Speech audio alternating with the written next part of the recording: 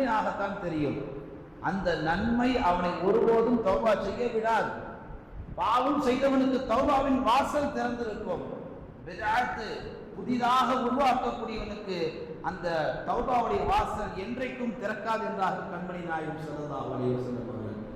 பாந்தவர்களே, முஸ்லிம்களிலே இன்றைக்கு நாம் பார்க்கிறோம், தங்கள் கைகளிலே கடிகாரம் கட்டிக்கொள்ள வேண்டிய இந்த கரங்கள், இந்த மணிக்கட்டுகளில் கருப்பு கயிறு கட்டுகிறார்கள், சிகப்பு கயிறு கட்டுகிறார்கள், மஞ்சள் கயிறு கட்டுகிறார்கள்.